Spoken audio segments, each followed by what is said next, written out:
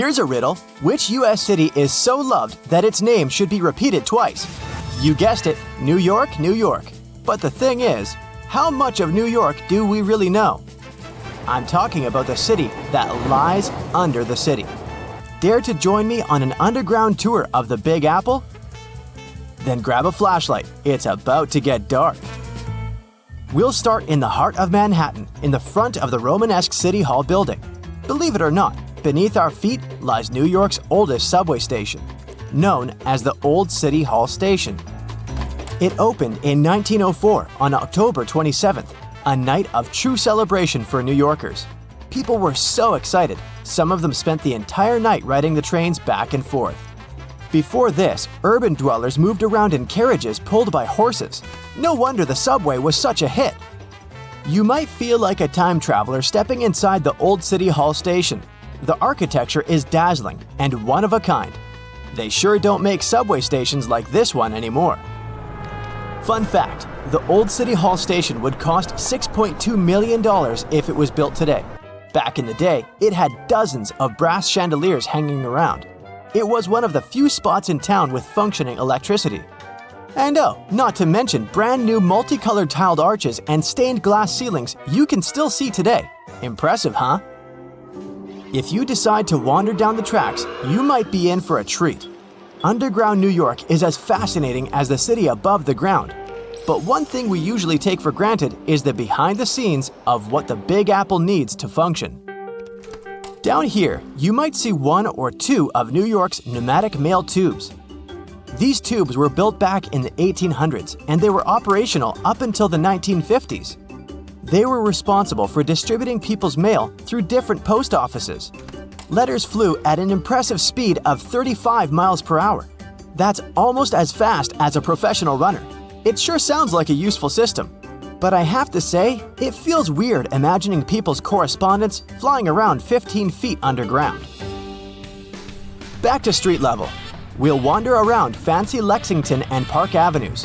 If you look up, you'll see the famous Waldorf Astoria 5-star hotel.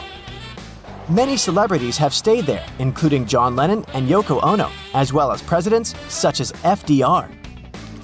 This is why the hotel used a secret infrastructure to sneak people inside and out. Under the building, a tunnel known as Track 61 connected the Waldorf Astoria to Grand Central Station. The track was deactivated in the late 70s, but some people say Andy Warhol threw a party there in the 80s. I bet that was something. For the next part of our visit, we'll have to take the subway uptown.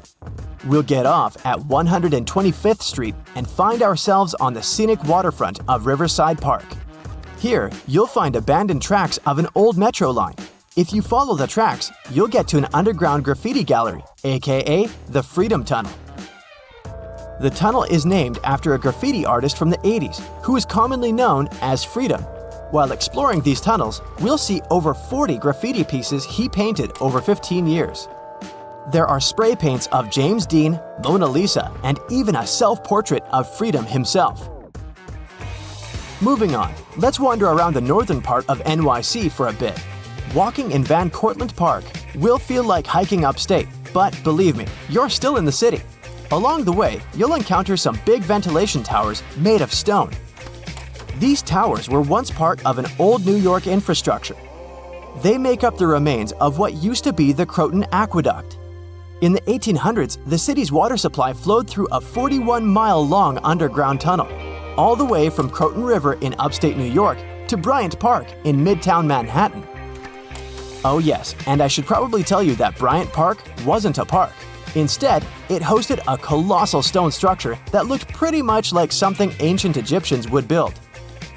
This 4-acre structure served as the city's water reservoir. It even had a pathway on top so that people could enjoy a nice afternoon stroll while looking at the reservoir's crystalline water. Now, all this exploring might have made you hungry, but don't worry, our next stop includes a yummy treat. We'll have to leave Manhattan and make our way to Brooklyn.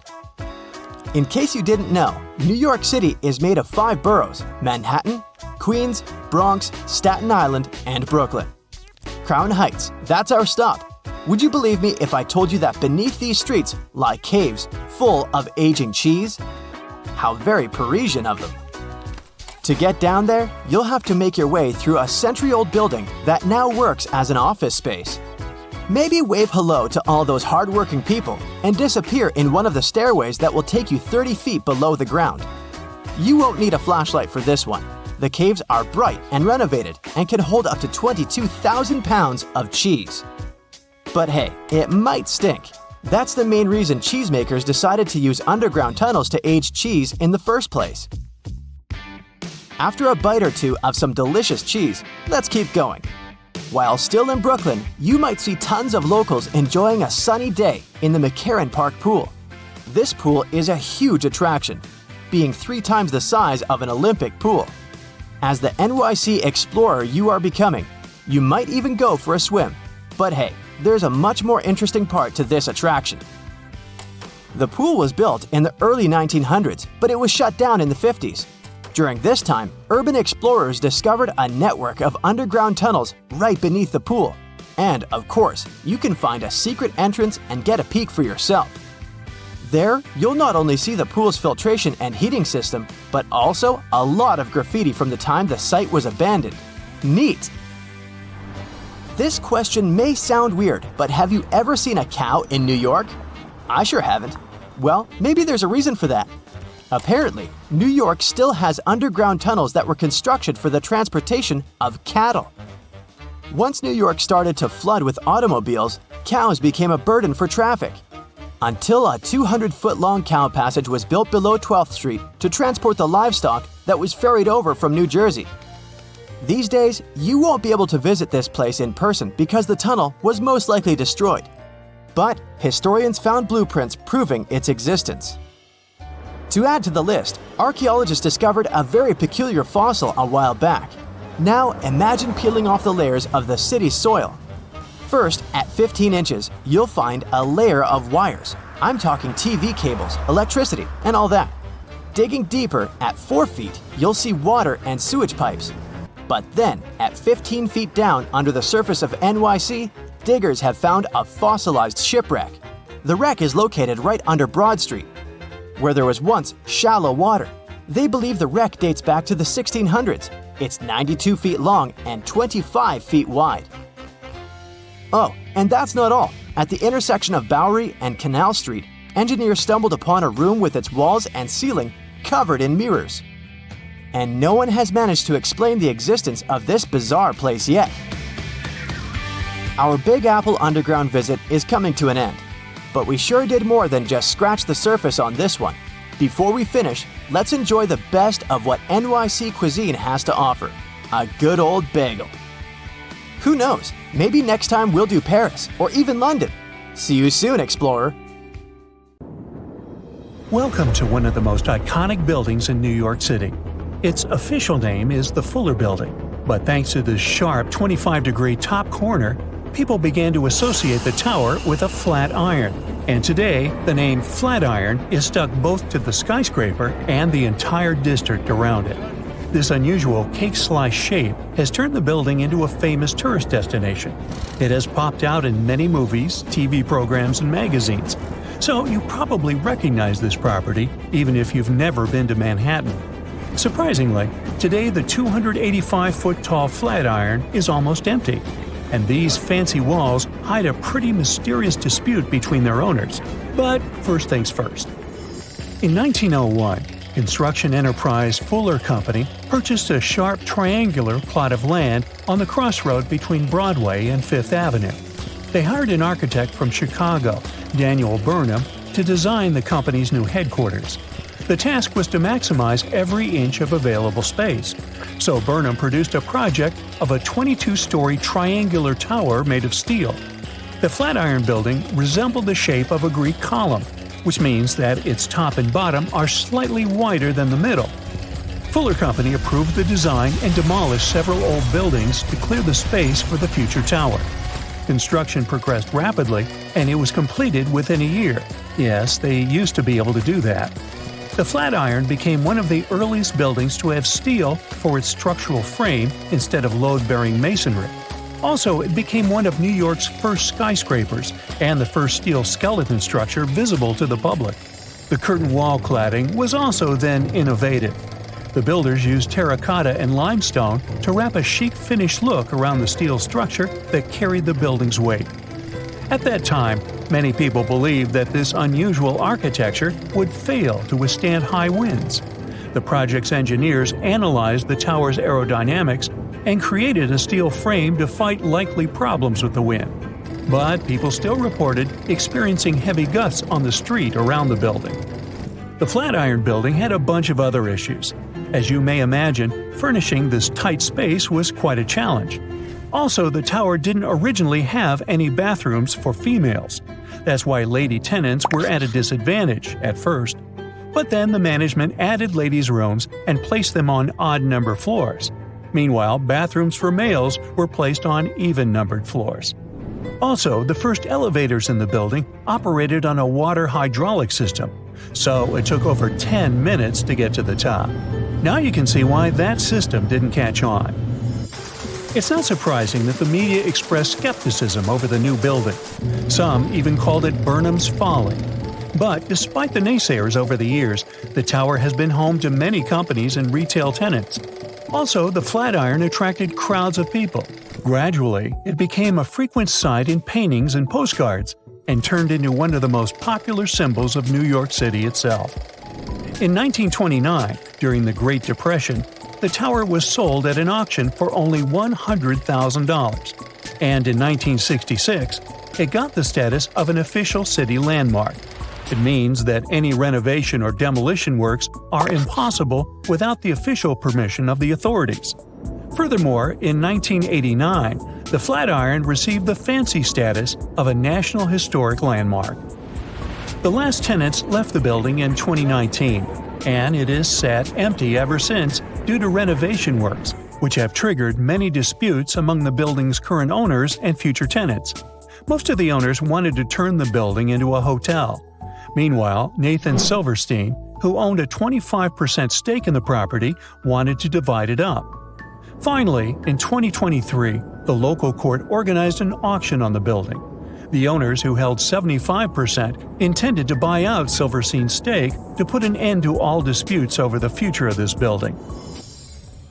The bid started from $50 million and the price soared to $190 million thanks to an unexpected bidder, Jacob Garlick. Surprisingly, he beat out everyone and won the auction. Some considered the price that he offered too high because the building required at least $100 million worth of renovation. Hey, it gets better. Garlick disappeared after the auction.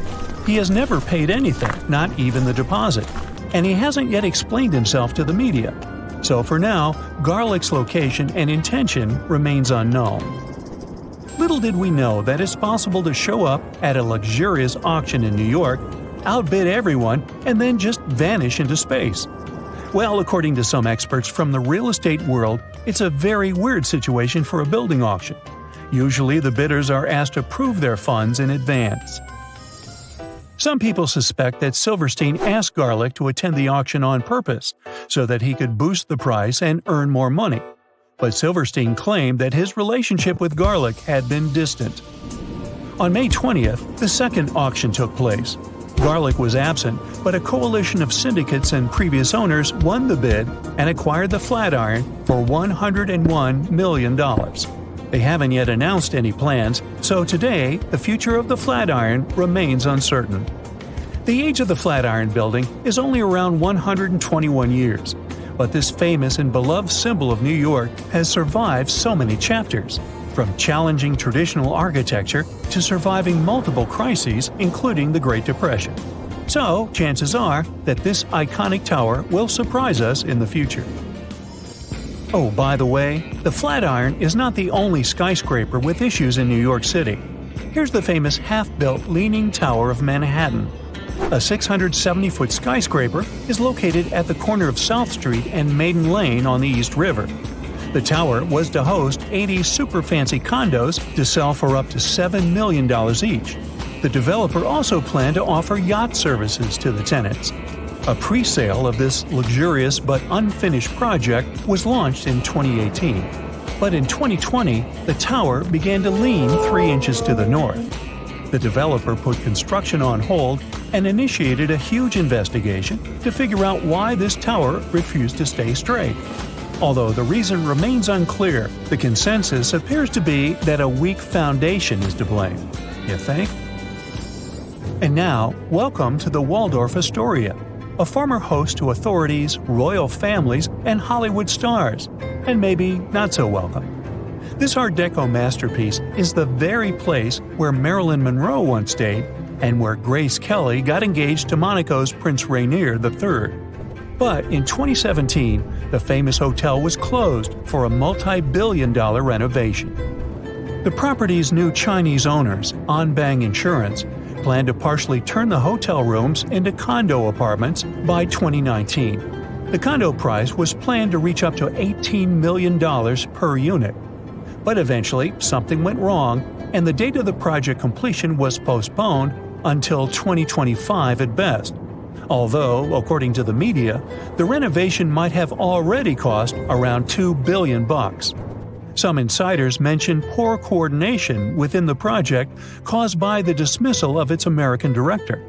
They also blame the property's new owner, Dagia Insurance Group, which took over the project after the chairman of Anbang was sent to prison for fraud in 2018.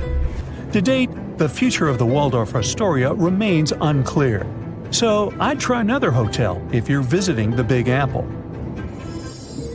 And here's another heartbreak hotel story. In 2019, a development firm, Chetrit Group, launched the construction of a 33-story hotel near Madison Square Garden and Penn Station.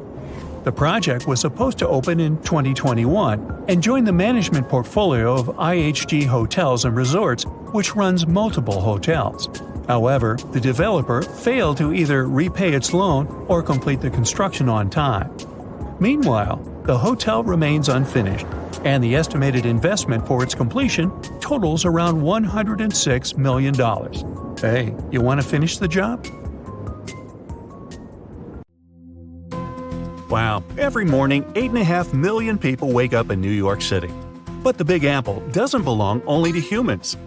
This is the city of ants. There are 17 billion of them here. They live in houses, hide in the grass, crawl under asphalt, and climb trees. For every New Yorker, there's a sneaker box filled with ants. City ants are more fortunate than their forest cousins. They don't have any need to look for food. Millions of people leave behind tons of hot dog crumbs, pizza slices, and coffee drips.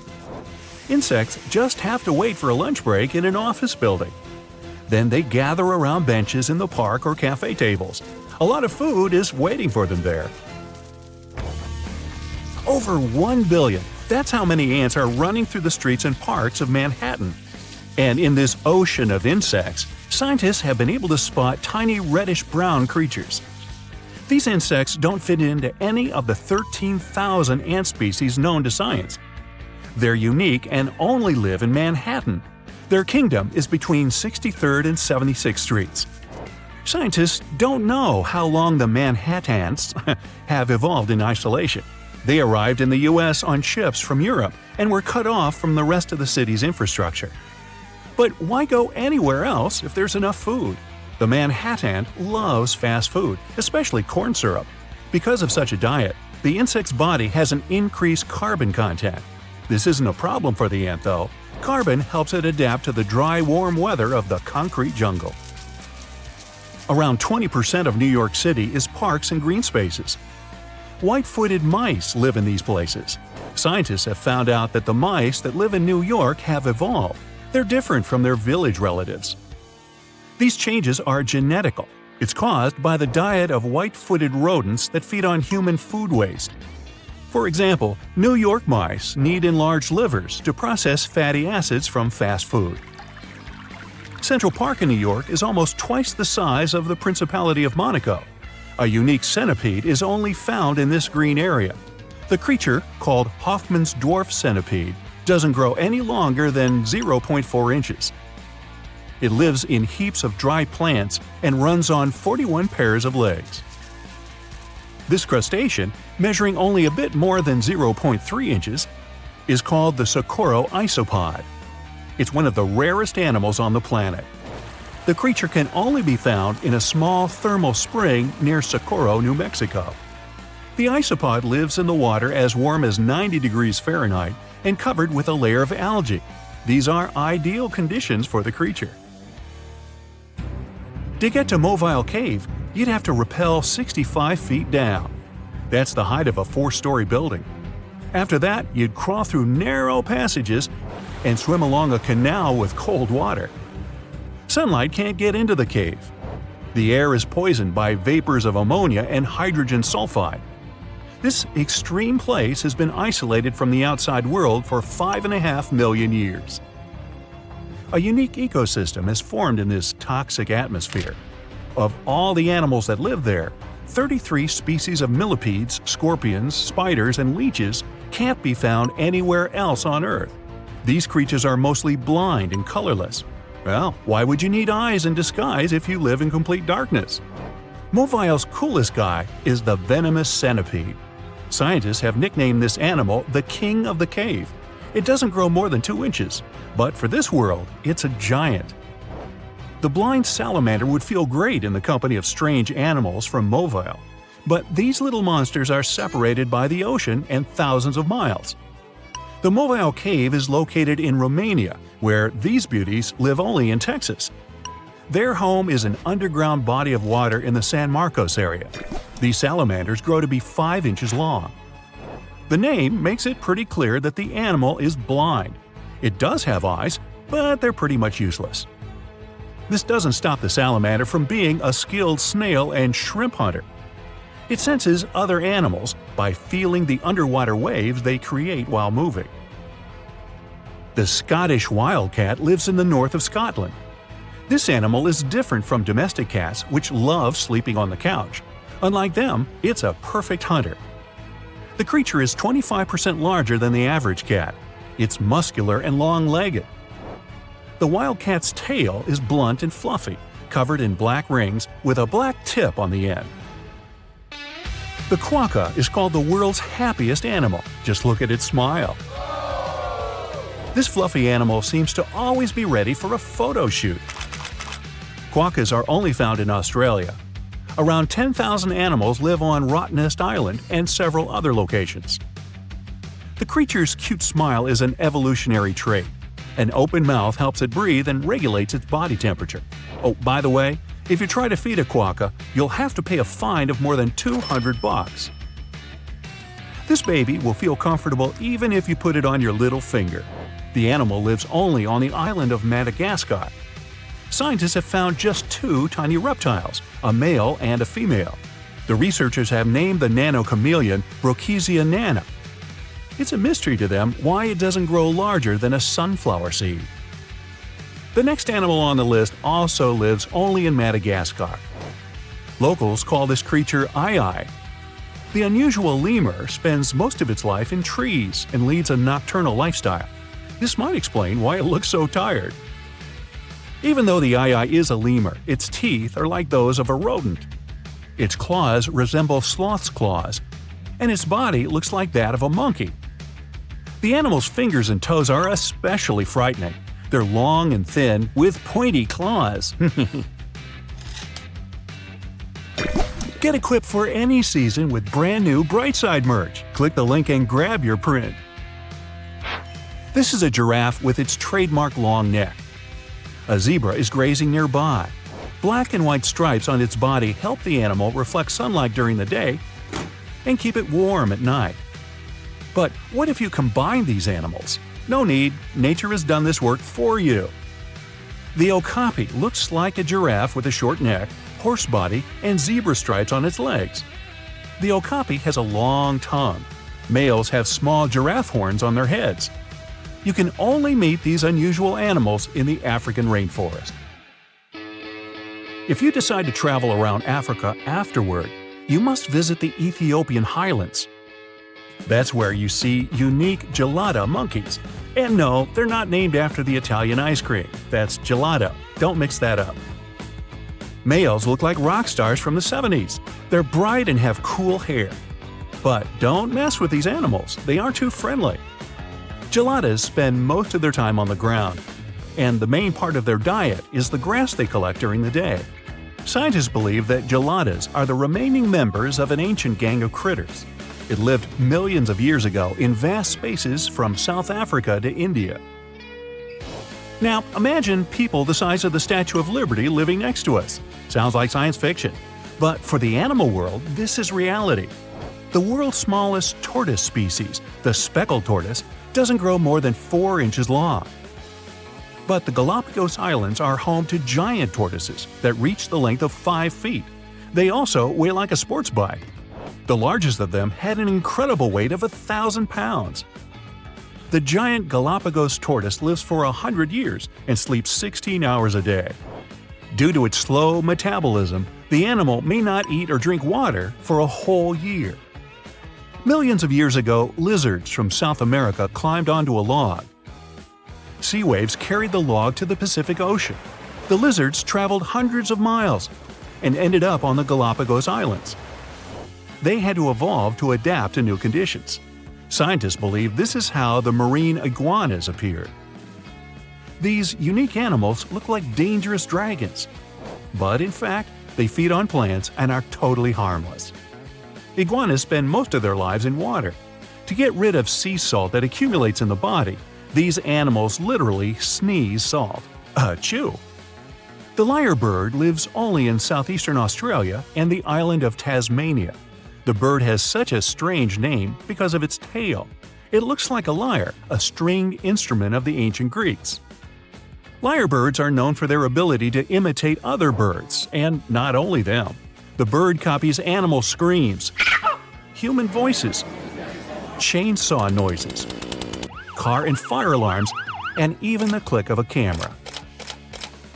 About 12,000 years ago, a salt lake appeared on one of Palau's islands.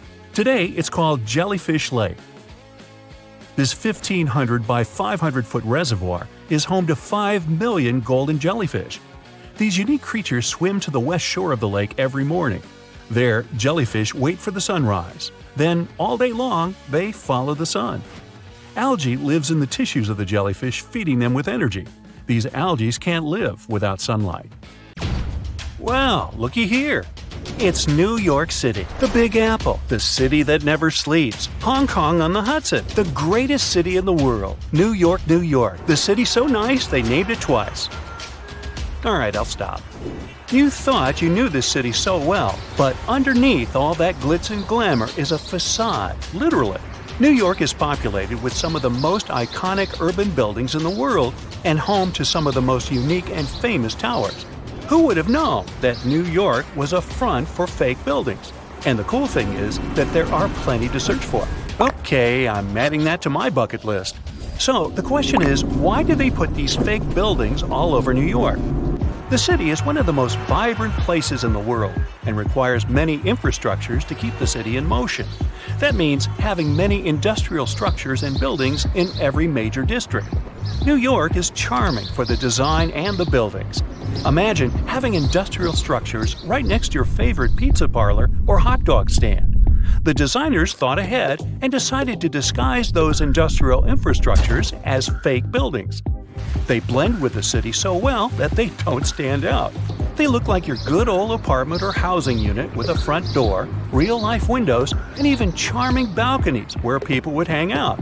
The only thing is that there's nothing behind the facade and no one is allowed inside. So, where in the world can you find these fake buildings? For starters, one of the most popular fake buildings is in Brooklyn. At 58 Joralemon Street, you can find a very typical neighborhood. But between the buildings stands a brick building with a slightly deeper shade than the rest. It has bright open windows that blend in with the rest of the buildings in the neighborhood, except that they're blacked out. At first glance, you might not think of it as anything, but if you pay close attention, the building looks like a glitch from a video game. It was built in 1847, way before New York was considered glamorous. Originally, it was meant to be a regular building, but in 1908, they converted it into a fake building. Don't think you can just try to break in. Even if you could, it's pointless, because it's part of a ventilation fan for the subway.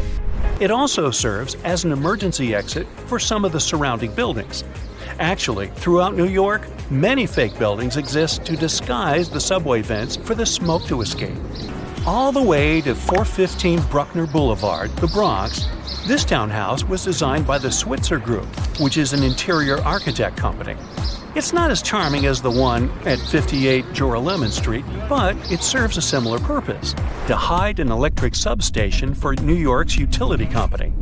The city needs these substations to reduce the high-voltage electricity to a lower voltage so it can be distributed locally. Having a building like this popping out of the middle of your neighborhood isn't exactly the smartest way to attract people to the Bronx. That's why the fake townhouse facade is the perfect camouflage. Now, some of these fake buildings don't really hit the mark and stick out like a sore thumb. The people of Manhattan describe the Mulberry Square infrastructure as a complete clunker. After plenty of redesigns and back to the drawing board meetings, the result is still not pretty. The locals compare it to a concrete box. They created windows without glass, which doesn't allow the building to blend in with the rest of the neighborhood. But it beats a typical subway ventilation plant either way. There are just so many places to visit and cross off your bucket list. But if you live in China, you can literally stay in the country and visit many iconic cities around the world. The replica cities began when the Chinese economy started booming in the early 90s. They wanted the lifestyle of the rich and famous without wanting to leave their country. They can be comfortable eating their local food and get the feeling of being abroad. The Chinese province of Guangdong has an identical copy of the historical Australian alpine village Hallstatt. The real Hallstatt is centuries old and one of the most charming places to discover. The local people of Hallstatt also had no idea that their home was being built in China. Some people thought that this was controversial, probably because it cost around $940 million to build it. Paris is undoubtedly one of the most charming cities you could ever visit. Its rich history and vibrant culture are enough to catch the first plane to go there. For residents of Tianducheng, that's something they can do anytime they want. The city is also known as Sky City and has a replica of the Eiffel Tower that looks eerily like the iconic one in Paris and built buildings to match the city's visual charm. One of the main things that will break the charm is the farmland surrounding the city. There's barely anyone there, and the streets are always empty, very un-Paris-like. Still, you can find some nice fountains and statues scattered along the streets to give it some spirit. There's laundry hung everywhere, even on the trees. The picturesque fountains are dry and many apartments are empty. Only a few stores are open for business. Even though this looks like a fake city, it's quite real. Some people live here because it's more affordable than other places. 2 hours away from this town is another version of Paris's Pont Alexandre III and a carbon copy of London's Tower Bridge, but with 4 towers instead of 2. Hey, such a bargain! You can also visit the closest thing to Italy, but this time you can go shopping. Florentia Village is an outlet mall that offers an array of shops to lose yourself. The good thing is that this was built by an Italian developer to capture the essence of an Italian village. It has fountains, canals, and mosaics for proper aesthetics. It began in 2011 and has more than 200 shops with many Italian brands and British, US, and Chinese brands as well. The place is so popular that it gets between 10,000 and 25,000 visitors per day.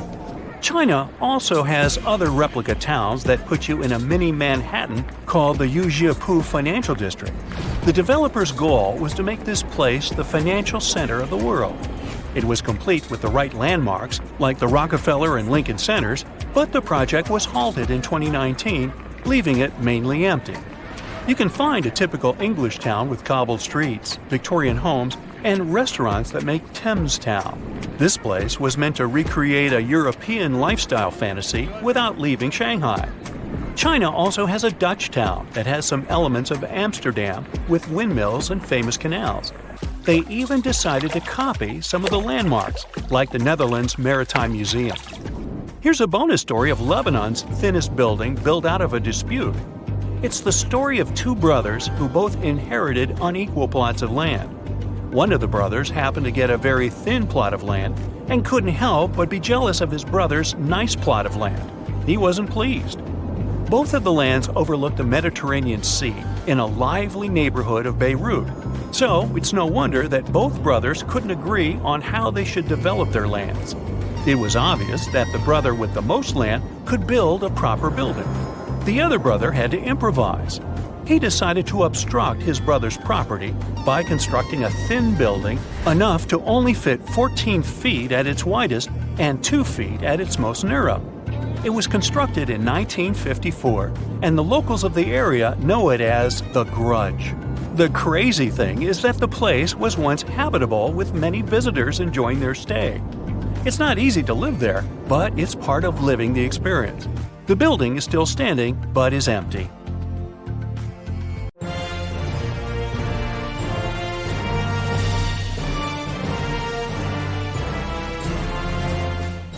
It's one of the most important national monuments of the United States, with over 500,000 visitors each year.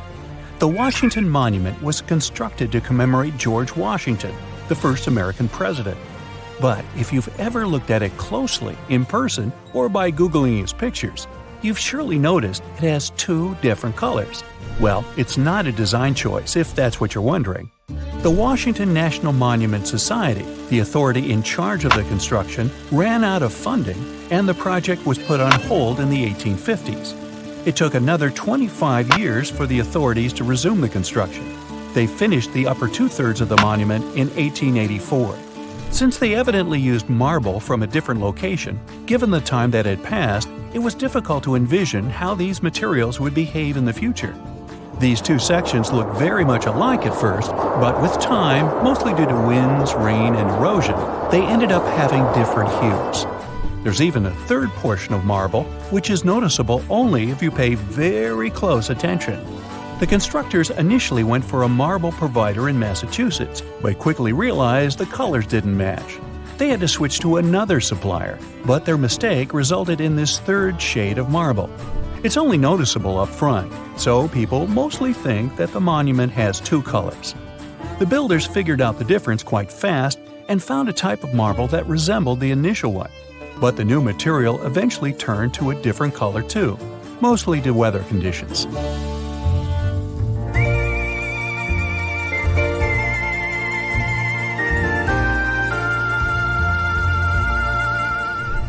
Are you one of those people who like to spend their free time on Pinterest or Instagram in search of your next travel location? Then you surely haven't missed a little Italian town called Cinque Terre. The reason why it's so popular among photographers and globetrotters is its brightly painted buildings, which come in a nice contrast to the crystal clear ocean waters. These houses come in a huge selection of colors, from green to yellow and even bright pink. So it's no wonder this location is such a hit. It looks more like a painting than an actual place on Earth. But why are these houses so gorgeously bright? Local legends say that fishers used to paint their homes in various colors so that they could quickly spot them from the water as they came back home from the sea. Now, some other buildings come with coloring so specific that their inhabitants are prohibited from changing it by law. It's the case of the Pink City, otherwise known as Jaipur in India. It has numerous buildings of different hues of pink, from dusty rose to fuchsias. This impressive coloring dates back to the 1800s. Rumor has it that the Indian Maharaja of the time, Sawai Ram Singh, wanted to welcome Prince Albert during his visit. So he literally painted the whole town pink, which of course begs the question, why he chose pink and not any other color? And it turns out this hue was meant to subtly imply the idea of a welcoming location or a place of hospitality. Jaipur isn't the only monochrome city in the world. Its blue counterpart is located in Morocco. It's called Chefchaouen. Some locals say that the city is painted blue to symbolize the beautiful coloring of the Mediterranean Sea. Others consider that painting their houses blue keeps them cooler when it's hot. There are even claims that painting a house blue can help keep mosquitoes away. People believe that the hue resembles the waves of the sea, which isn't a really desirable location for insects, if you think about it.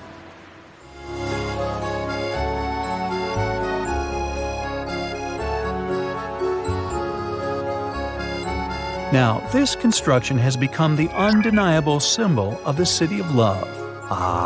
The Tour Eiffel, I can smell a freshly baked baguette, can't you? Well, it turns out the Eiffel Tower has a little chromatic secret of its own.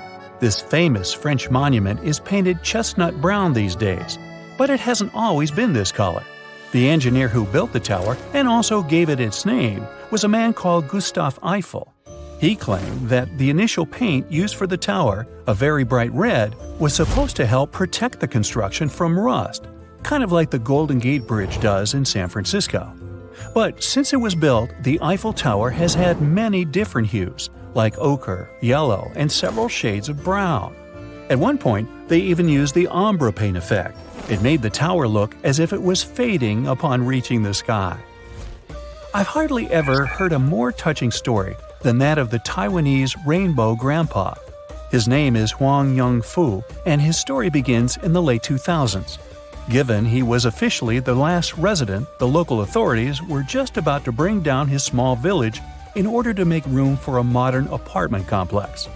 To cope with his sadness, the man started painting the walls of the houses in his village.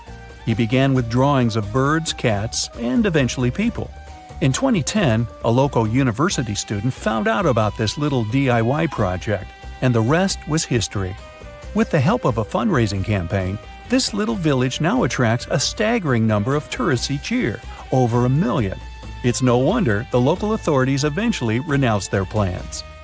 While we're on the subject of beautiful designs, there's a library out there that actually looks like a giant bookshelf. No, it's not a scene from a fantasy movie. Somebody actually built that. One of the facades of the Kansas City Public Library looks like an ordinary row of books lined up on a shelf. Well, not really ordinary, since the books are 25 feet tall and 9 feet wide each. You don't need to be a book nerd to want to check this one out soon. The world's largest basket isn't meant for overweight cats. It's actually a building.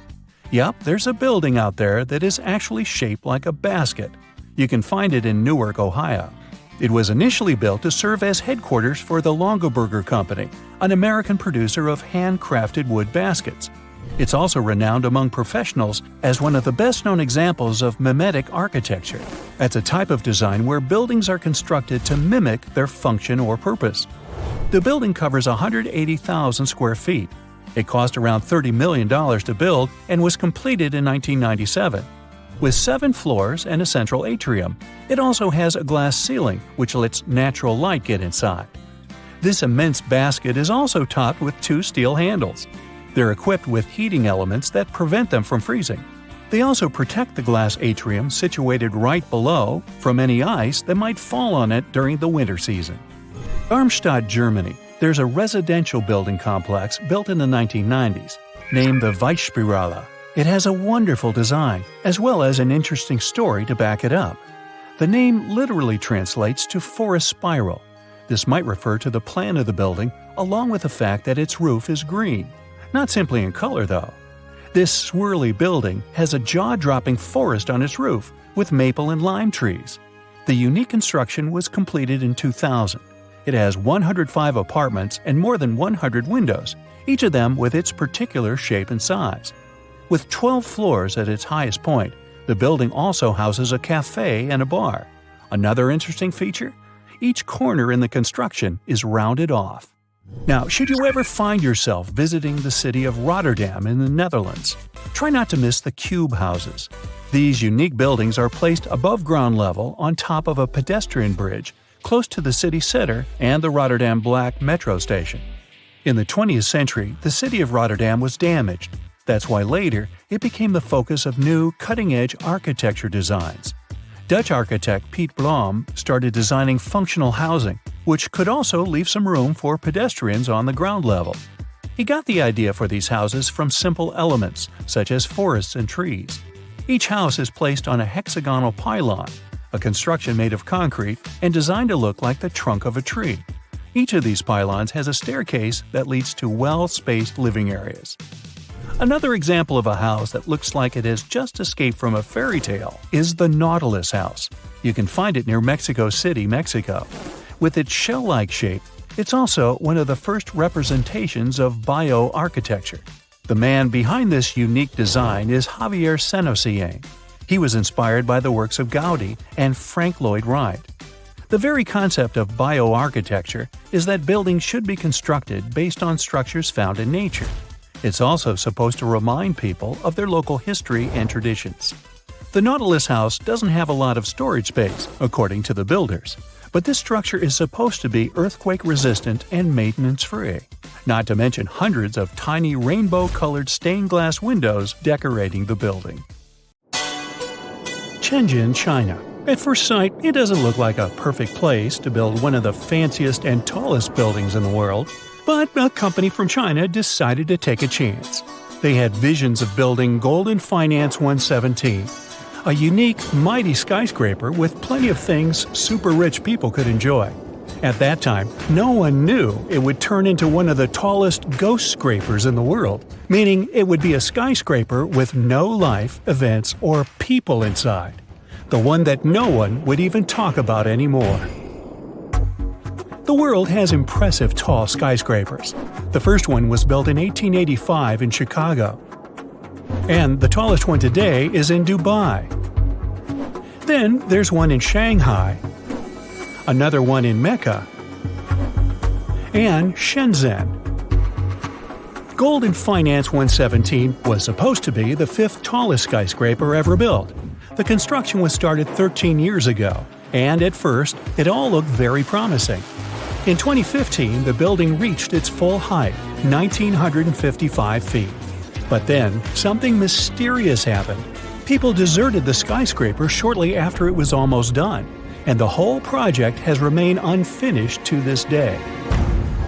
The company got the idea in 2008.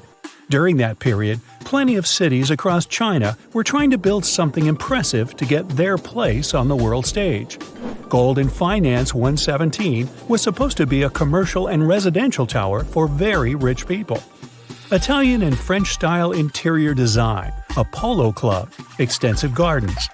The skyscraper was supposed to have a 3-story diamond-shaped atrium at the top, with a swimming pool, sky bar, and a restaurant. And don't forget about the highest observation deck in the world, a paradise for those who could afford it. Imagine living at the top of such a skyscraper. Golden Finance 117 was expected to be habitable up to its highest point. This mixed-use skyscraper was supposed to rise 128 floors above the ground. There was a plan to turn 117 of them into commercial space and hotel, and 11 more floors were expected to be for operational and mechanical services. The building's ratio of height to width was 9.5 to 1. When you have such a high and thin tower, you have to be careful with such forces as strong winds. But the skyscraper was designed to resist all this. No wonder, with a perimeter frame of mega braces, huge tapering columns, and transfer trusses. On the surface, it all looked well, an excellent design and unique construction. But before the company started pre-sales, authorities needed to inspect and sign off on the final product. This is a process all new developers need to go through if they want to get and keep their spot on the property market. The country wants only established and reliable companies to keep the quality levels high. Back in the day, the company that was building the skyscraper was a new player in the Chinese market, so they had to finance their project all by themselves. They couldn't start recouping their investment until each of their buildings was finished. In other words, it was tricky ever since the beginning. But they were focused on the result. If they managed to finish the entire project with no major issues, the reward would be amazing. So they started in August 2008. China survived the global financial crisis that also happened in 2008, but it still affected the market. That brought lots of pressure on the company, which is why they stopped building the skyscraper in January 2010. Things got better in 2011. That's when the company decided to continue their work, finish the tower, and get ready to sell it because the market was growing once again. But considering all the rules on the property market, the company was in a very vulnerable situation. Things were getting more and more complicated. In 2015, there was a new crisis, this time affecting the stock market.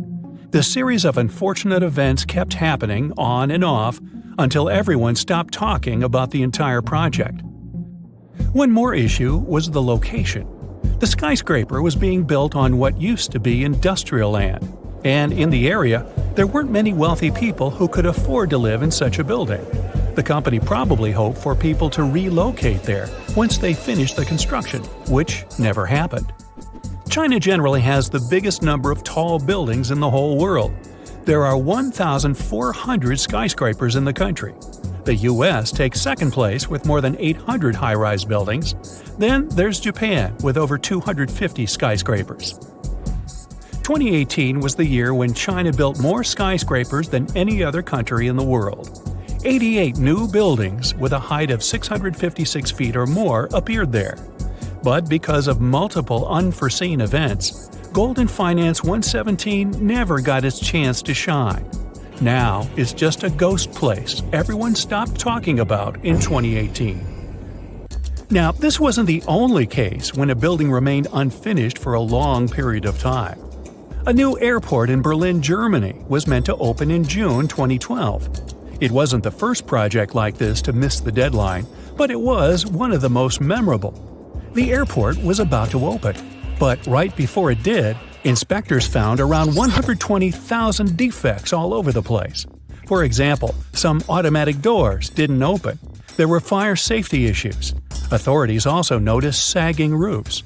About 106,000 miles of cable were wired in the wrong way, which means they couldn't turn on some lights or turn off others. Experts were trying to solve these problems for 9 years. The airport was built to handle 27 million passengers a year.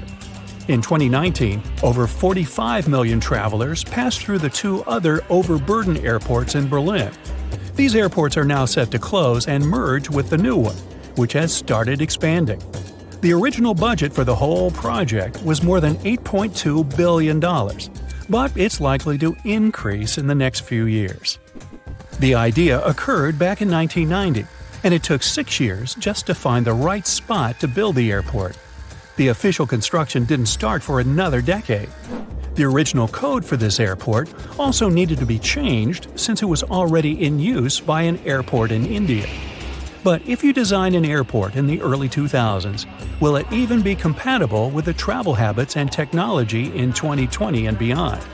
Also, there isn't enough space for all the planes that are supposed to be there. And still, since 2020, the airport has been open and growing bigger. Meanwhile, a tower in Krakow, Poland, got the nickname Skeleton. It stood proud and tall, but its unfinished carcass indeed looked like a skeleton. At 300 feet, it's one of the tallest buildings in Krakow. The project started in 1975, but stopped because of some difficulties in the country that occurred at that time. The tower remained abandoned for a long time and changed owners several times. It was often wrapped in advertising billboards. Luckily, it didn't remain unfinished. In 2016, the latest reconstruction process started. The main goal was to turn the skyscraper into a modern office building. It's completed now. The tower consists of 5 office buildings, together with the main one in the center. Architects found inspiration in styles from the 1920s and 30s. There's a terrace at the top. In the future, a museum of the history of the building might appear in the skyscraper. And here's one more ghost tower, this time in Bangkok, Thailand. From the outside, you'd say it's just another part of Bangkok's skyline. The skyscraper is around 75% completed. But once you take a closer look, you'll see there are plenty of interior structures missing. It was supposed to be a luxury building, but right now it's just another abandoned skyscraper. It's surrounded by a fence and doesn't look safe. The walls are covered with graffiti and there's no electricity. The building stands there as a reminder of what it could have become and draws the attention of urban explorers from all over the world. The construction process stopped when the crisis started, and now only occasional adventurists visit the site to enjoy the magnificent view of the city and the river. There are many myths around arguably the greatest structure ever built by humans, the Great Wall of China. Some say it's so grand that it's visible from space. Others claim that you can see it from as far as the moon. Other theories suggest that the builders of the wall were left inside. Well, sorry to disappoint you, but all these impressive stories are just myths. But even with those stories busted, the Great Wall of China is an impressive and truly breathtaking structure. So let me tell you its true story. Today, China is one of the most populated countries in the world, counting as many as 1.4 billion residents. It's also one of the oldest nations in the world. It has 3,500 years of continuous written history, but the civilization existed long before that. There is a theory that while the European continent, for example, was most likely reached by humans from Africa, China wasn't populated by settlers that came from somewhere else.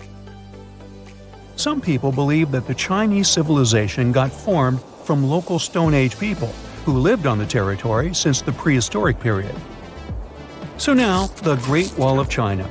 It's truly big even by today's standard, stretching for over 13,000 miles. To imagine it better, it's almost 5 times the distance between New York and Los Angeles. Or even a bit greater than the distance between the North and South Poles. Even in modern times, people have never built anything close to this big. Of course, it didn't take a day to build the Great Wall of China. 2? Keep going. In fact, the wall was being built for centuries. Maybe you know that ancient cities had walls around them to protect themselves from invaders. Yes, Chinese cities had them too. The first Chinese emperor united the country in 220 BCE and got a brilliant but very ambitious idea to turn all city walls into one big wall that would defend the country's border against attacks from the north. A trusted general directed the construction, enrolling a big group of workers, soldiers, commoners, and convicts. Back then, the wall was built of rammed earth and wood. In some places that were strategically important, the sections of the wall overlapped to provide maximum security. The walls were around 26 feet high on average.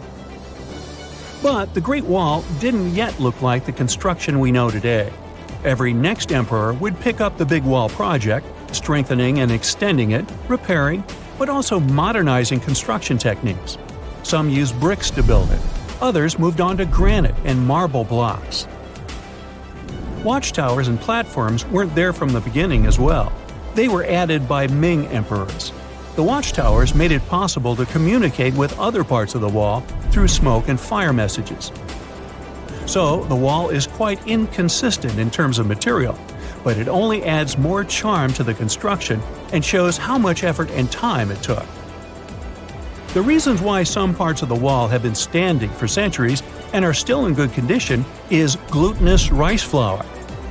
Turns out, this sticky rice mortar is almost like cement. It's very strong and waterproof, sealing the bricks so tightly together that even sneaky weeds can't grow between them. You may also notice that some bricks have writings carved on them. They were left by the workers who were building the wall. The purpose of those writings is quality assurance. They contain such information as location, quantity, and responsible officials. So, in the case of some problems with the quality of materials or constructions, it would be known who should be held accountable for it. Recently, a research group has looked through official historical documents of the Ming Dynasty that ruled China from the 14th to the 17th centuries. They came across records of secret doors in the Great Wall, so they decided to find them. They used a flying robot to capture continuous centimeter resolution photos of the wall. They photographed 90% of the wall that was built during the Ming Dynasty and discovered the remains of over 220 secret doors along the wall. Some of them have a specific width and height that allows only one person to go through. Others are large enough to allow 2 horses to pass at the same time. Why are the doors there? Well, the Great Wall's main goal was to protect the country from the enemy. Building doors that could let the enemy in would undermine the whole point of having a wall. So, of course, the doors were secret passages. They perfectly matched the surroundings topographically, and the exit on the outside was camouflaged with bricks so that it was almost completely indistinguishable from the brick wall. The wall was never just a defensive wall, and it was never completely closed. It could be opened on demand. It was also a structure used for trade and commerce, communication between inside and outside the wall, and of course, for defense and spying. Some doors were used for trade with the other side. Through smaller doors, a person would sneak out to spy on the enemy that lived on the other side. The hidden gates were also useful for a sudden attack. As you remember, some gates were camouflaged with brick on the outside. The exit was so indistinguishable that the enemy had no idea exactly where it was located. The inside entrance for Chinese soldiers was hollow, so they could walk through the wall and break the camouflaged exit gate from the inside, starting their surprise attack. Now, even though the main point was to prevent outsiders from getting into the city, the wall wasn't too effective on that matter. It could still be climbed over or marched around. So the wall was being watched at all times, and the guards gave signals to the troops if they saw the enemy approach. Also, the wall provided more time to mobilize and bulk up the country's forces or lure the enemy troops into a difficult strategic position. The construction stopped at the end of the 19th century. The wall lost its strategic and military importance due to technological advances. Over the centuries to today, only 8% of the Great Wall is in good condition, and the rest is damaged.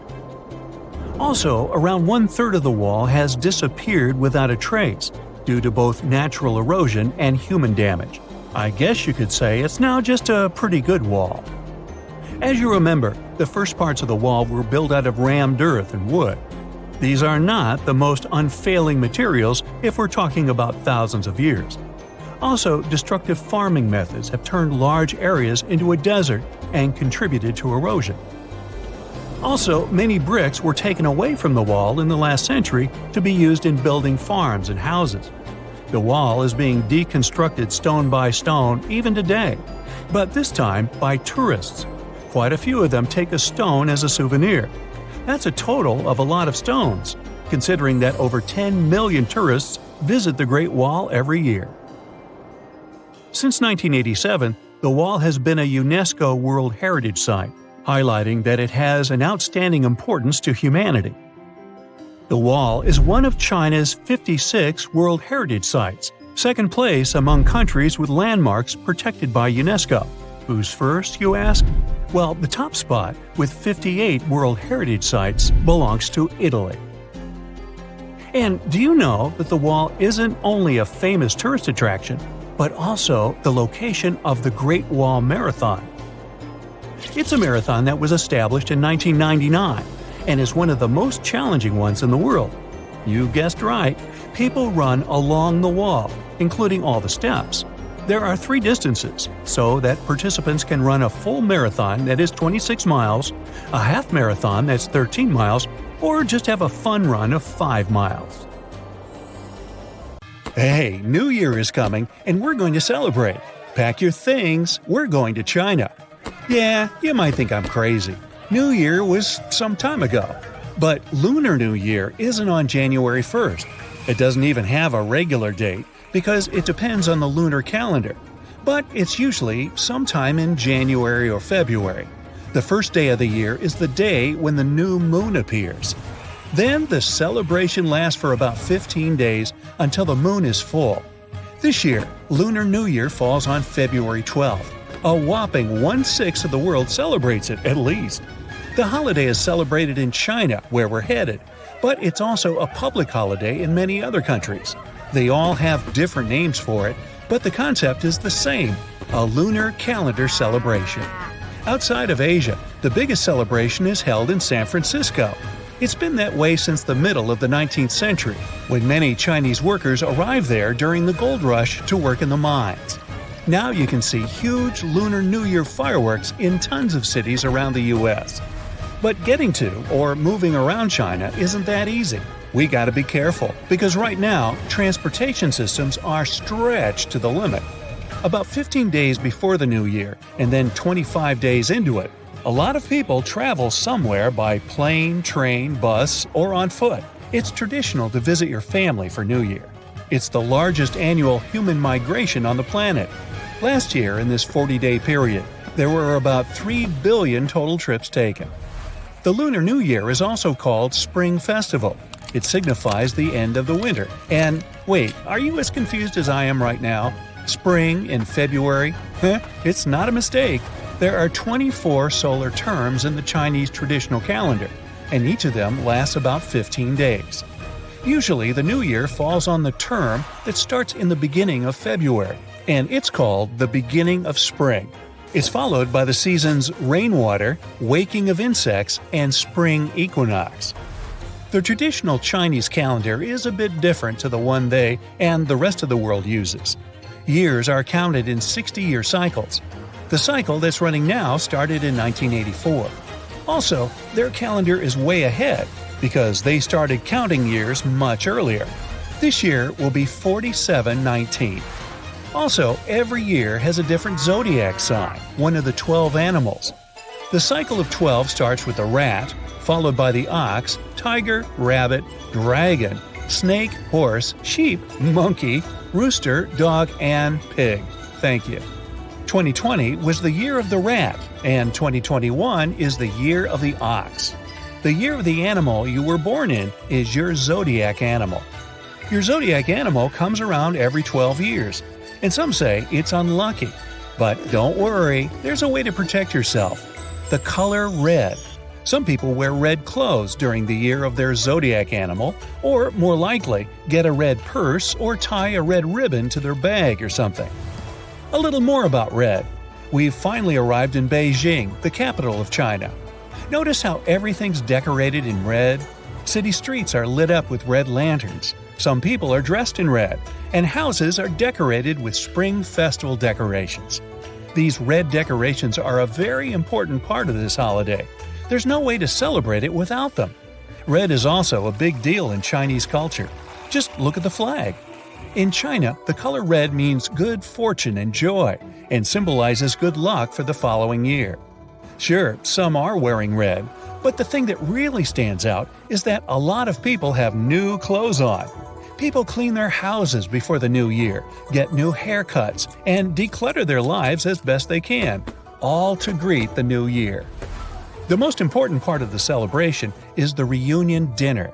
Wherever family members are, they all try to come back home to celebrate.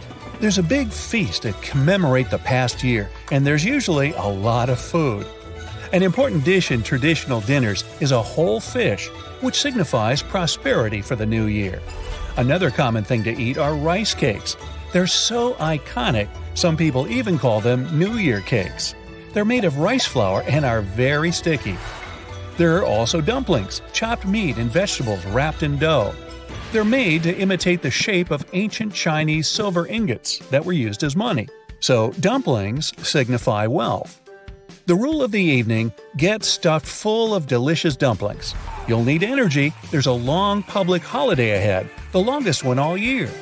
Most people have 7 to 12 days of vacation, and students sometimes don't go to school for the whole month. After the main meal, some families sit together and watch the Lunar New Year Gala. It's a TV program with many different performances. There's everything: music, dancing, comedy, and drama. The gala holds the Guinness World Record for being the world's most watched TV program. Well, no wonder. China's population is more than 1.4 billion people.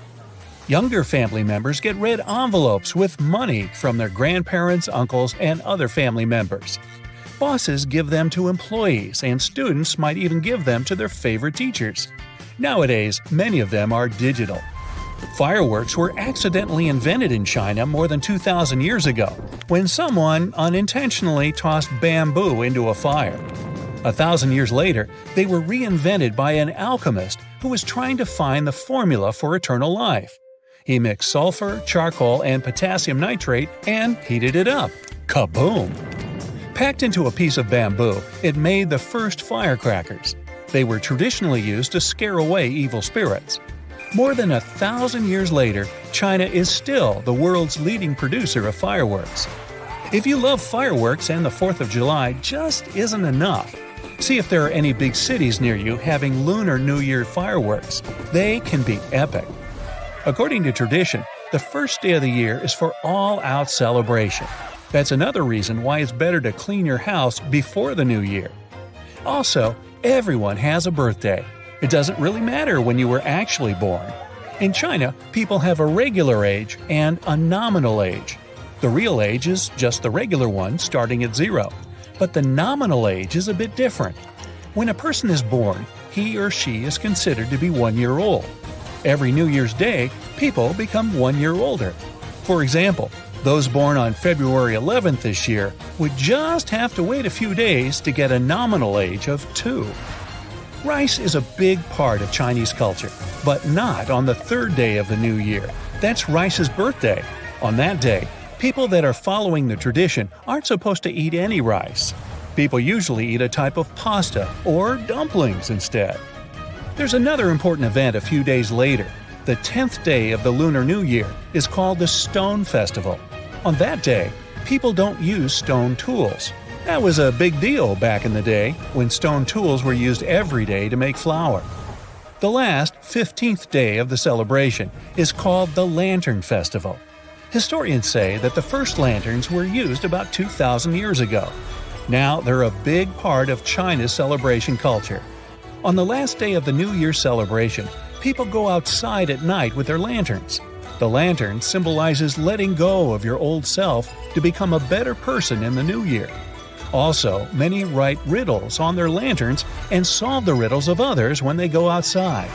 A big part of the public celebration is the Dragon Dance. It's performed by a large team of dancers who hide inside a long model of a dragon. Plus, there's a whole team of drummers nearby providing the music. The dragon moves around, sometimes in a circle and sometimes like a wave. That means that the dancers have to remember the entire choreography without being able to see what's going on around them. And if the folks in the tail are moving too slowly, you shout back to them to quit dragging. Well, I thought it was fun. You're standing in the middle of a vast, empty desert in Saudi Arabia. But in the middle of that emptiness, two enormous mirrored skyscrapers rise side by side, in perfect parallel to each other. This isn't just some sci-fi concept, it's the line, the centerpiece of Saudi Arabia's boldest urban project yet. Now, Saudi Arabia is already home to some of the most ambitious architecture in the world, from Riyadh's King Abdullah Financial District to the iconic Abraj Al Bayt Towers in Mecca. They've been working hard for years. But the line is in a league of its own. This project was announced in 2021, and it is part of a larger vision for the country's future called NEOM, a $500 billion mega project designed to redefine how people live, work, and interact with the environment. I mean, what could go wrong, right? Well, I don't know. But Nadmi Al Nasser, the longtime chief executive of the ambitious project, has recently departed. Suspicious. Even more so because NEOM's statement issued soon after did not give any plausible reason for his departure. Then, the line project itself was originally expected to cost around $200 billion. But by 2024, that number had skyrocketed to a mind-blowing $2 trillion. That's about twice Saudi Arabia's entire GDP. And if you ask independent experts, they think it could end up costing even more. At first, the plan was to build about 10 miles of the project and have 1.5 million people living there by 2030. By now, the expectations are way more modest. Only just under 1.5 miles are likely to be done by 2030, with fewer than 300,000 residents. The project has come across a lot of problems along the way. Engineering issues and management problems have caused major delays, and progress hasn't been as fast as hoped. And now, let's figure out what exactly is the line. It's a literal city made up of two parallel skyscrapers, each towering 1,640 feet high. That's higher than almost all the tallest skyscrapers in the world. These skyscrapers are 656 feet wide and stretch for a mind-boggling 106 miles across the northwest of Saudi Arabia, right near the Red Sea. The most astounding thing? The entire city is actually within this one structure. There are no cars, no roads, no emissions. But we'll go into detail a bit later. The complex is supposed to house 9 million people, and all of this running entirely on clean energy. Such a project aligns perfectly with Saudi Arabia's ambitious Vision 2030 plan. The outside of the skyscrapers will be covered in mirrors that will reflect the surrounding desert landscape, creating an almost seamless blend between the city and its surroundings. Inside, there will be lush parks, cascading waterfalls, flying taxis, and even robot helpers to take care of everyday tasks. They're also planning to make an artificial moon as part of the city's design. One more thing that makes the line so unique is its design. Unlike traditional cities that spread out horizontally, the line is vertical. Everything, homes, offices, parks, schools, shopping centers, are stacked on top of each other in layers. This means that residents won't need to travel long distances to get what they need.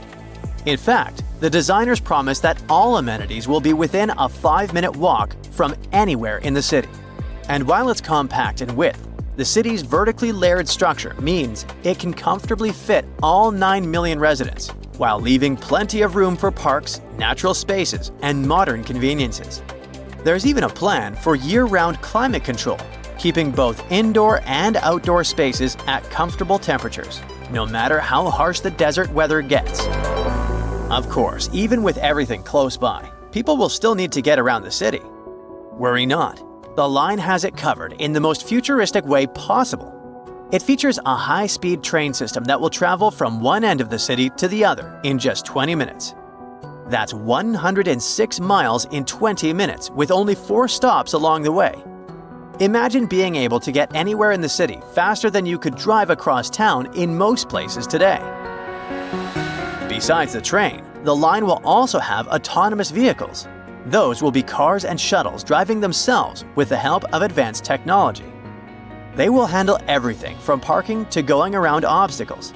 Even cooler, in the line, every car, train, and any other piece of infrastructure will be connected in a huge network called the Internet of Things. Sensors and real-time data will allow traffic to flow smoothly, preventing delays and reducing congestion. They first spoke about the NEOM project in 2017. Besides the line, NEOM is supposed to include an octagon-shaped floating industrial city and a posh mountain ski resort. There, Saudi Arabia will host the Asian Winter Games in 2029. Plus, there will be the world's largest green energy plant, which will make the region self-sufficient and sustainable. The goal of NEOM is to attract people from around the world, not just to visit, but to live there. Residents will even be given their own identity, Neomians. Not everyone thinks this construction is a good idea. Some urban planners and architects have pointed out pretty big flaws in the city's straight-line layout. You see, in a regular city like Johannesburg, which covers way more ground than the line, 2 random people are usually only about 20 miles apart. But in the line, the average distance between 2 random people would be 35 miles. That's almost double, even though the line's overall area is way smaller. This setup could make it harder for people to connect socially and might be a pain to navigate, even with a high-speed train zipping through it.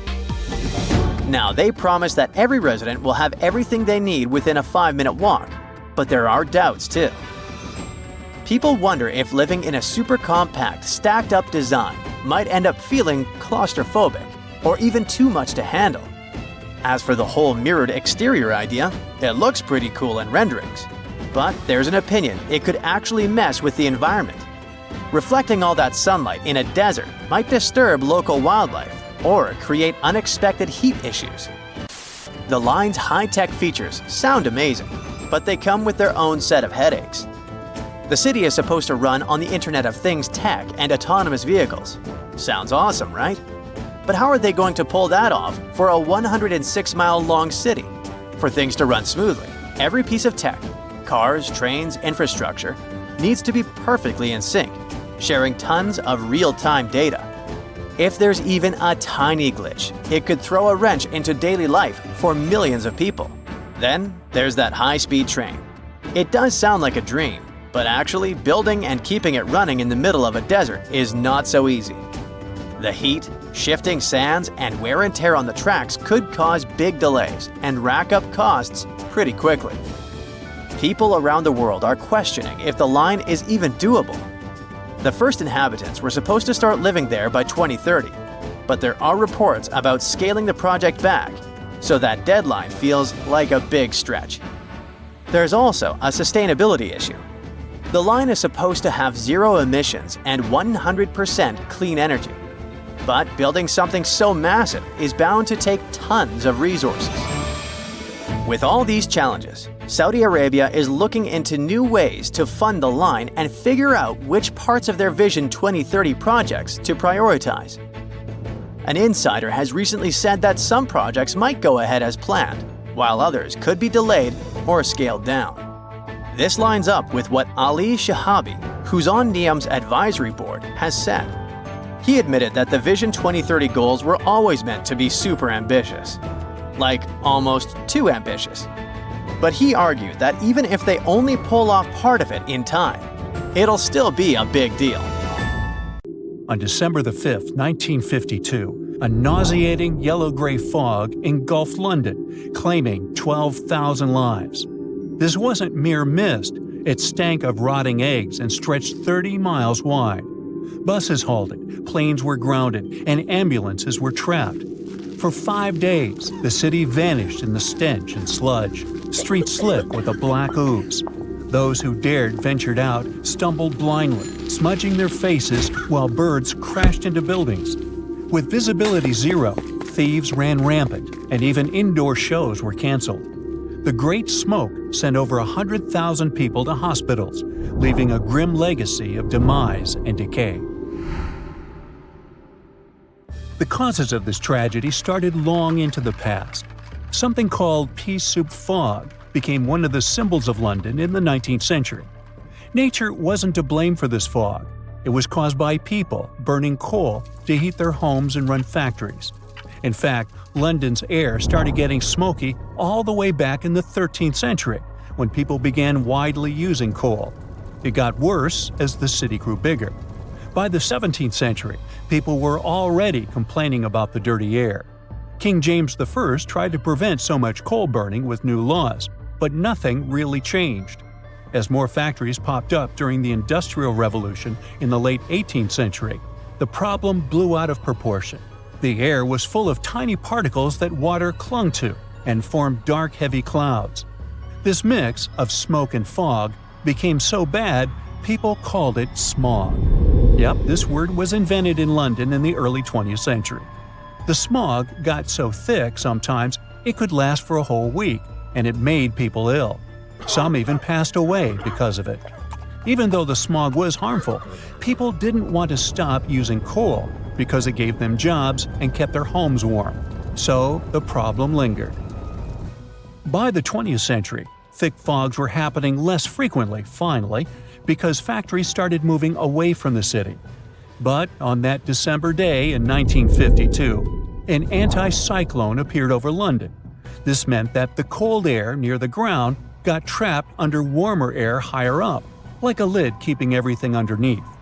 Because of this, all the smoke from factories, cars, and home fireplaces couldn't float up and away like usual. Instead, it clung near the ground, mixed with water in the air, and produced an extremely thick, dirty fog. Plus, daylight in December is shorter, and it was really cold, so people had to use even more coal for heating and lighting than they normally did. All this led to a disaster. It was clear that sulfur particles from the burning coal made the fog yellow and smell like rotten eggs. But scientists couldn't figure out why and how these particles turned into sulfuric acid. Decades later, an international team of researchers recreated that scary fog in a lab. They used samples of air and atmospheric measurements from the fog in 2 large Chinese cities that have high levels of sulfur dioxide in the air, just like London during the Great Smoke. They learned that the thick, dirty air, called haze, doesn't form in the same way in London and in China. In London's fog, smoke from burning coal released 2 gases, sulfur dioxide and nitrogen dioxide. These gases mixed with water droplets in the fog, which made it harmless at first because the water diluted the harmful chemicals. But as the water evaporated and there was nothing to dilute the two dioxides, the fog became very acidic and hazardous to breathe, so it damaged people's lungs. In present-day China, things are a little different. A third chemical, ammonia, joins the mix. Now ammonia, which comes from farms and cars, helps balance out the acidity of the fog, so it's less harmful than London's deadly fog. But the scientists found that cutting down on nitrogen dioxide and ammonia could still help China reduce its air quality problems. They hope that their discovery will help both understand London's past fogs and give China ideas for making its air cleaner. It could also save the health of millions of people around the world who are now living in cities with bad air quality. After the terrible fog of 1952, everyone realized how serious London's air problem was. 4 years later, the British authorities created a law called the Clean Air Act to stop something like that from happening again. This law banned people from burning smoky fuels like coal in their homes or in factory furnaces in some parts of the city. To help people adjust, the authorities gave them money so that they could switch to cleaner heating options like oil, natural gas, or electricity. It took time for these changes to make a big difference, and sadly, another dangerous smog happened in 1962. But the Clean Air Act was a very important first step for protecting the environment and people's health.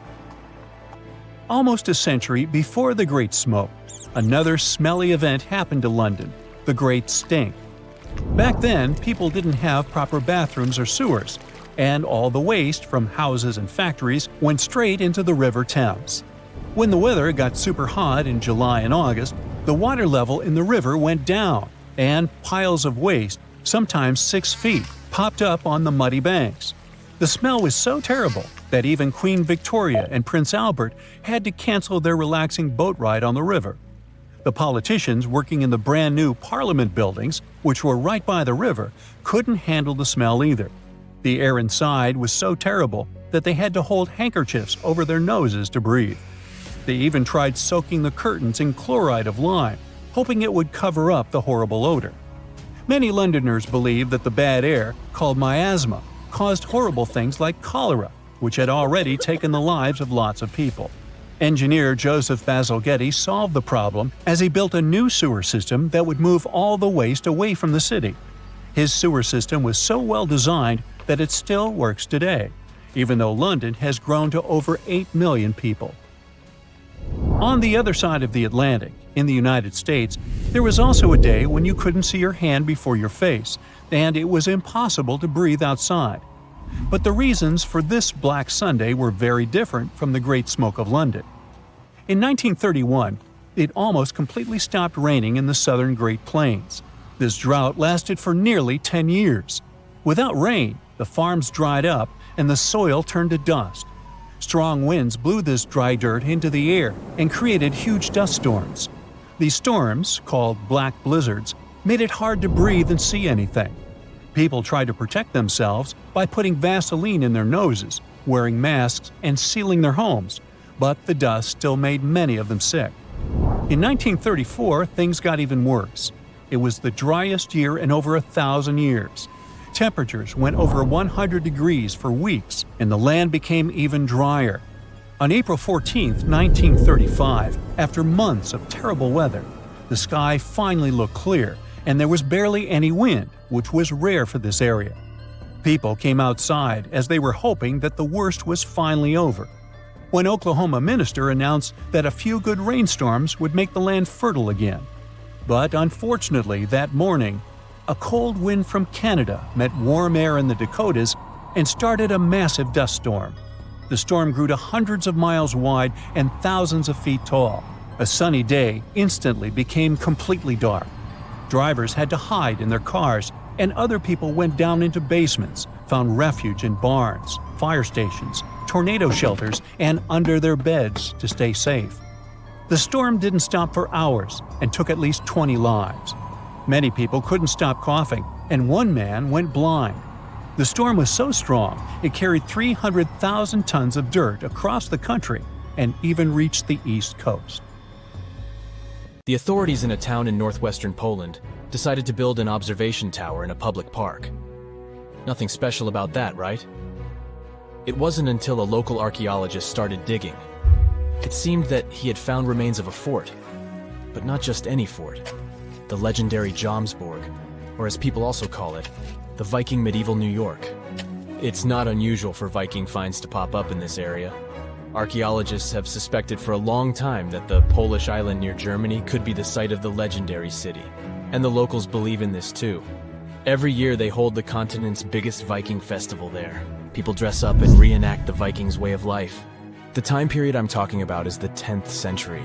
Scholars believe Jomsborg thrived back then, if it was even real, and that's a big if. The mystery has been going on for more than half a millennium.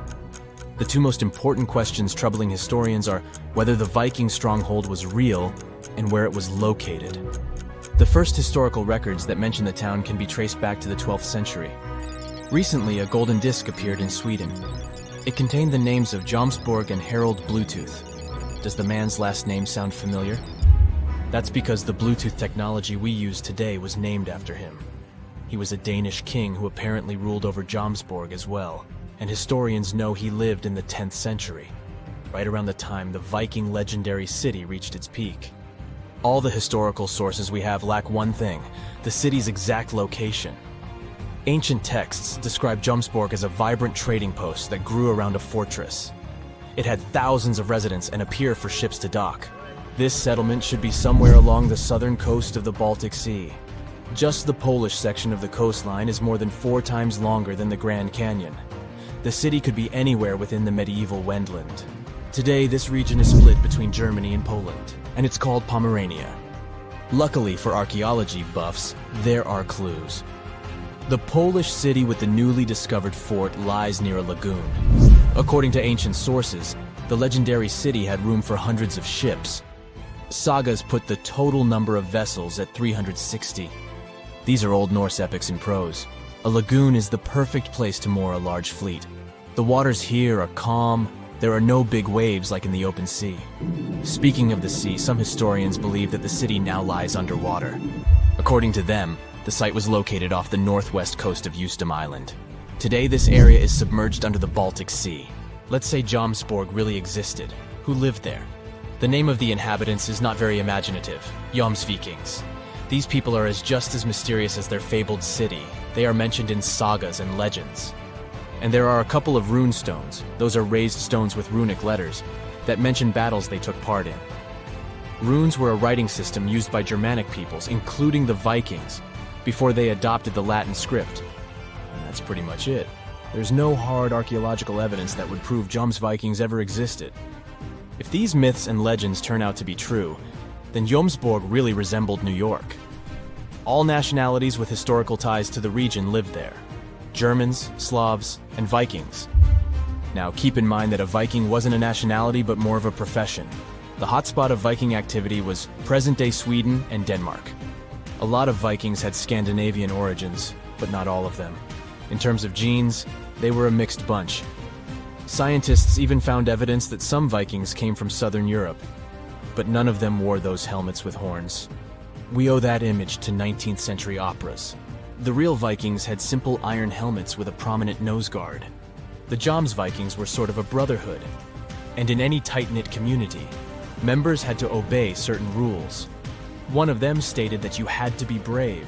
This meant that if your opponent is not bigger than you and didn't have better fighting tools, you weren't allowed to flee the scene. Sounds a bit far-fetched, but this was an actual Viking rule of conduct. Also, Vikings could leave the city for only 3 days. Any longer, absence required permission from the elders, and they wouldn't allow you to have a conflict with anyone from the Brotherhood. Forgive and forget seemed to have been the Jomsvikings' motto. These rules sound fair, but Jomsborg didn't last long. It only existed for some 85 years. That's the length of the average lifespan in the European Union today. Basically, 1 human generation. In fact, the whole Viking Age lasted shortly, just over 2 centuries in total. But this was long enough to create the legend of the Norsemen. They are all over our popular culture. There was a TV show, Vikings, and the movie, The Northman. Even the animated movie How to Train Your Dragon had a little Viking as the main hero. And most of them mention a place from Norse mythology, Valhalla. Now, if Jomsborg is semi-legendary, Valhalla is 100% fiction. It is the Hall of Fallen Warriors. Remember how the Jomsvikings had to honor a code of behavior? They did so in the hope of earning their place in Valhalla. This was a splendid place. The people there feast on boar meat every day, under a roof made of shields. Every Viking's dream, right? That's not all. They get into scrimmages with each other on a daily basis. But what exactly motivated the Vikings to take up a life of seafaring? There is no simple answer, but this seems to be a rags to riches story. Scandinavian people traded fur with other European nations. From them, they found out about the riches that lay to the south of their homeland. And they also knew that European leaders didn't always get along well with each other. So why not take advantage of this and earn extra cash on the side? The Vikings' motivation seems pretty modern. The very first raid was carried out by Norwegian Vikings. They sailed across the North Sea to northeast England. Europeans were shocked by the boldness of these raiders from the north. The Viking Age was about to begin. The Norsemen soon realized that European nations were ready to pay a hefty sum to avoid their visits. At the beginning of the 11th century, the English paid the Vikings more than $300,000 in today's money to leave them alone. There was even a special word for this tax. The influx of all this wealth made the Vikings' appetite only grow bigger. But this was all about to change in 1066, possibly the most important date in English history. That year, the last great Viking king went to England. However, he couldn't find victory at Stamford Bridge. Yes, the place where the Chelsea Football Club plays its matches today. After the Norwegian king lost, the number of raids decreased. The Europeans were better equipped to defend themselves. The Viking Age slowly came to an end. But this didn't mean that the Vikings were gone forever. They stayed in Iceland for 400 years. The island was largely uninhabited before they came in the 9th century. And in England, the Vikings left their trace in place names. Every town that ends in "by" was first settled by these Scandinavians. There are around 2,000 place names across Great Britain and Ireland that can be linked to the Vikings. And can you guess which part of France has the most Viking-related toponyms? The name says it all: Normandy. The mouth of the River Seine is where most Danish Vikings settled in the 9th century. From there, they sent several raiding parties to Paris itself. Is the Big Apple getting a little too heavy for its own good? A recent study revealed that New York City is sinking. And get this, it's all because of those towering skyscrapers. Apparently, the whole event is called subsidence, which is when the Earth's surface settles bit by bit, or suddenly sinks. Soft sediments shifting and the weight of the city itself are the culprits behind this sinking sensation. Now, don't get too alarmed. The study found that New York is sinking at a rate of 0.04 to 0.07 inches per year. Sure, that doesn't sound like much, but there are parts of the city that are sinking even faster than that. This sinking situation could cause some trouble for the city, especially since it's already pretty low-lying and home to over 8 million people. So it's important that local authorities come up with some strategies to tackle the growing flood risk and rising sea levels. Although, I'm not sure building giant seawalls is the way to go.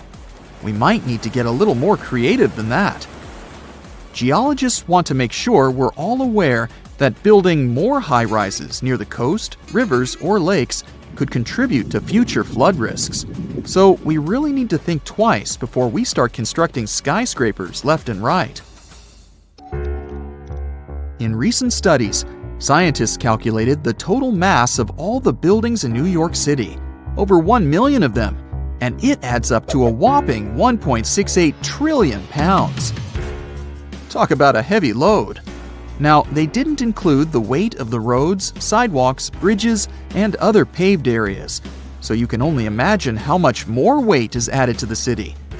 But hey, even with these limitations, the researchers did a pretty good job of accounting for the complex geology beneath New York, including the sand, silt, clay deposits, and good old bedrock. They found out that certain types of soil, like clay and artificial fill, are more prone to subsidence. On the other hand, bedrock stays pretty firm and keeps those skyscrapers in place. So at least we don't have to worry about the Empire State Building taking a dive anytime soon. Comparing their fancy models with satellite data, the researchers created a map of the city showing where the sinking is happening. And guess what? The increased urbanization and all that groundwater pumping and draining are only making things worse. It's high time we start protecting our resources, don't you think? I wouldn't start packing my bags just yet. New York isn't the only sinking city out there, you know. Jakarta, the capital of Indonesia, is facing some serious sinking action too. In fact, parts of it could be underwater by 2050. That's like a real-life Atlantis situation. Over 30 million people in Jakarta are now deciding if they should relocate the entire city. If there's a city out there we should worry about sinking, that's Venice for sure. But why is it so eager to take a dive, you might ask? Well, let me tell you the complex truth. You see, Venice decided to set up shop on a marshy lagoon with shoddy foundations. As time went by, the ground underneath just couldn't hold it together and started compacting like a squished marshmallow. On top of that, the city's been slurping up groundwater like it's going out of style or something. The cherry on top of this mushy cake is that the sea levels have also been slowly rising. And guess what? Those sneaky plate tectonics are having a laugh by shoving the Adriatic plate under the Apennine Mountains, giving Venice an extra push downward. Someone had the bright idea to stop pumping groundwater, thinking they could stop the sinking shenanigans. But hold your gondolas. A new study revealed that the sinking hasn't completely stopped, just slowed down a bit. It turns out the whole area is tilting ever so slightly to the east, with Venice perched on the slightly higher end. You must be wondering how much Venice sinks in a year, right? Brace yourself for this shocking revelation. It's sinking at a rate of about 0.04 to 0.07 inches a year, similar to New York. At this pace, in the next 20 years, it could sink a whopping 3 inches below sea level. To avoid turning into a Venetian fishbowl, locals are frantically building special barriers to keep the water from crashing into the lagoon. But don't hold your breath, because this project has had more delays than you'd expect. Oh, and have you noticed that charming old-style vibe in Venice? It's not just because they're fans of the vintage look. Those salty waters have been wreaking havoc on the buildings, thanks to the water levels constantly breaching the original damp-proofing. Now the water's cozying up to the masonry, and the ground floors of many apartments are no longer safe enough to live in. Now, when will Venice take a dive into the abyss? It's hard to say for sure. Subsidence and rising sea levels are as slow and unpredictable as a turtle in a marathon.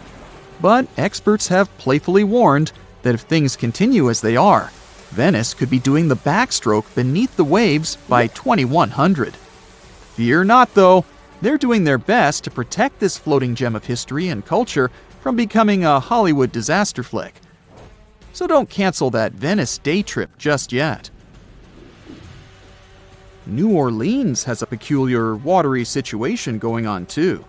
You see, this lively place was initially built just a smidge above sea level, and now it's gradually sinking.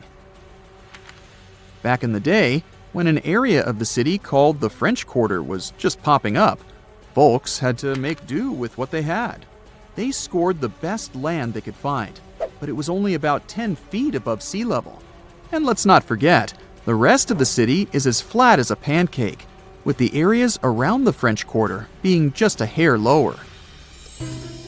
Now, even though they knew they were up against some soggy odds, the resourceful New Orleans residents did their best to elevate their houses above the flood-prone land they chose as their home.